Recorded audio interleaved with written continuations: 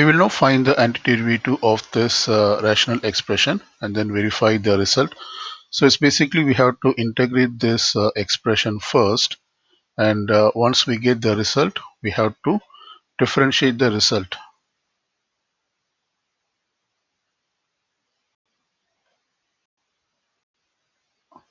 and verify that if we get back to this original expression after differentiation. So it's basically involves two steps. So first I'm going to call this expression as f of x. So let me copy that as f of x. This is equal to 7x power 6 minus of 3x power 3 plus 5. This is the expression in the numerator, and in the denominator I have x power 6.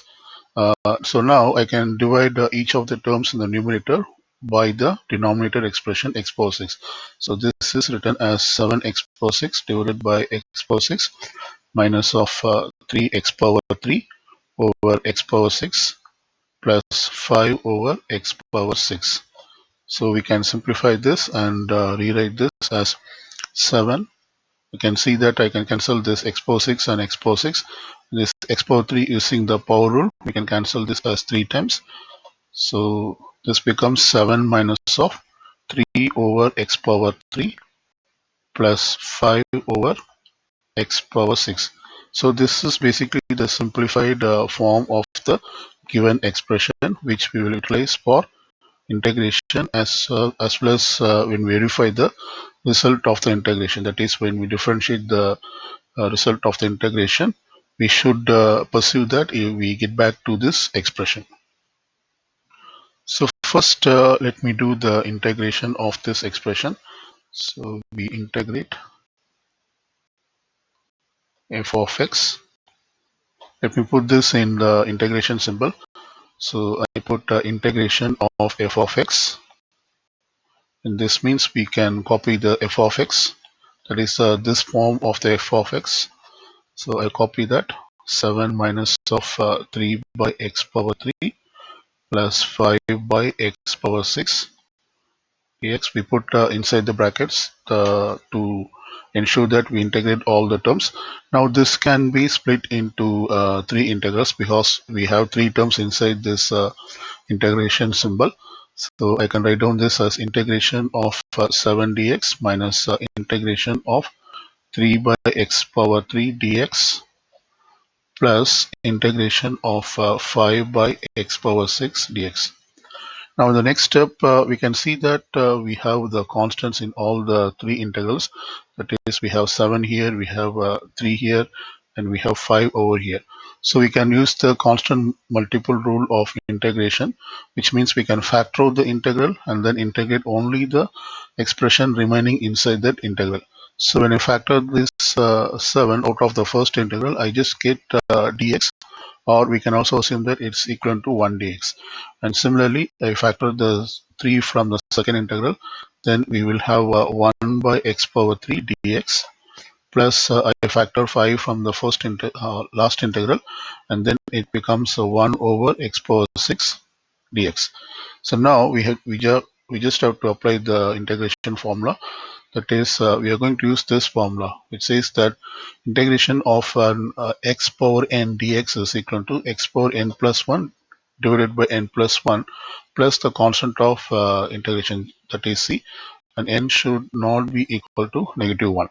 So we will utilize this formula. So when I do that, integration of 1 dx is basically we can use the standard integration formula, which says x and minus of this, let's put it as in terms of powers. So I can write down this as 1 by x power 3 using the exponent law. I can write down this as x power -3 dx plus 5 times of. Similarly, I can write down the 1 over x power 6 as 5x power -6 dx. Notice that I'm still putting the integration symbol because I have not yet integrated. I have integrated only the first part, that is the first integral. So which we will do in the next step, that is this remains as it is, minus of 3 times of, now we can apply the power rule. So we just have to add 1 to the power and divide it by the same terms, that is -3, it's plus 1 and plus 5 times of x power minus 6 plus 1 divided by minus 6 plus 1. Then I put the constant of integration c. Now let's simplify this. So this is equal to 7x minus of 3x power negative 2 divided by negative 2 plus 5x power negative 5 divided by negative 5 plus constant of c. So now let's simplify this. Therefore, this is equal to 7x. This will become minus 3 and divided by minus 2. This will become a positive quantity 3 by 2. This is x power negative 2, which can be written as 1 over x power positive 2. We give the result in terms of positive powers. So therefore, the next term will be, we can see that we can cancel the 5 and negative 5 as negative 1 times, which means the next term can write down as negative of minus x power minus 5, or x power 5 is equal to 1 by positive x power 5. So I can write down this as minus of 1 divided by x power 5 plus c. So you can just clean this up and write down in a clear format. So this is equal to 3 by 2x squared minus of 1 by x power 5 plus c. So basically this is the result of integrating the f of x after we have converted the f of x into simplified form.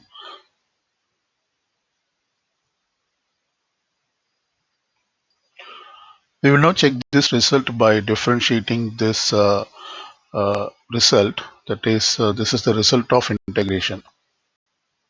This is result of integrating f of x. So we have to verify this by differentiating this and then see if we get back to our original f of x. So let's do that now. So I'm going to copy this as using the differentiation symbol. So I put d by dx of 7x plus 3 over 2x squared minus of 1 by x power 5 plus the constant of integration c. So in the next step, I'm going to write down as differentiation of all these terms inside this. So therefore, this can be written as differentiation of 7x plus differentiation of 3 by 2x squared minus differentiation of 1 by x power 5 plus differentiation of the constant c.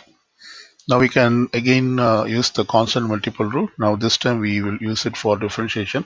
So anytime we have a constant, we can take out of this integral. So here I can see this 3 by 2 is a constant. Here we don't have any constant. Here it's just another constant.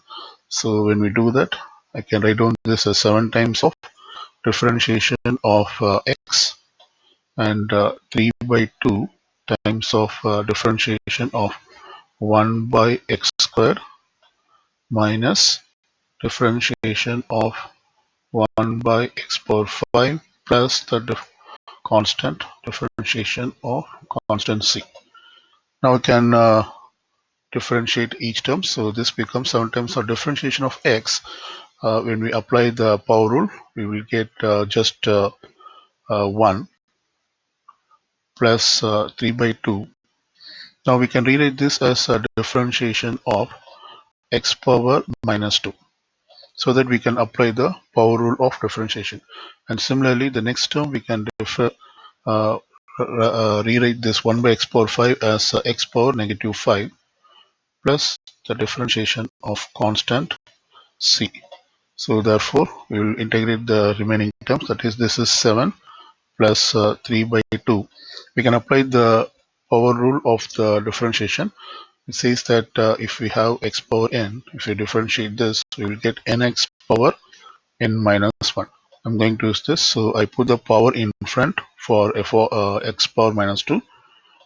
I'm sorry, this is negative 2 because we have a negative 2. So this is negative 2 x power. We reduce the power by 1 minus 2 minus 1. Similarly, we already have a negative here, and then we put this minus 5 x power minus 5 minus 1 plus the differentiation of any constant is 0. So let's clean this up. Therefore, this is equal to 7. We can cancel this term 2 with negative 2 as negative 1 times. So 3 times of negative 1 is negative 3, and this becomes x power minus 3. And this becomes positive 5 because we have 2 negative plus 5 times of x power minus 6. Now we can rewrite this in the form of positive powers for x. So therefore this becomes 7 minus of 3 over x power 3 plus 5 over x power 6. So this is the result after differentiating the result of the integration. Now we have to verify that this is our original expression f of x. So let's go back and verify. So this is the simplified form of our original f of x, which is 7 minus 3 over x power 3 plus 5 over x power 6. And here as well we get the same expression, that is 7 minus 3 over x power 3 plus 5 over x power 6. So this is f of x, which means we have successfully integrated and verified the result as well.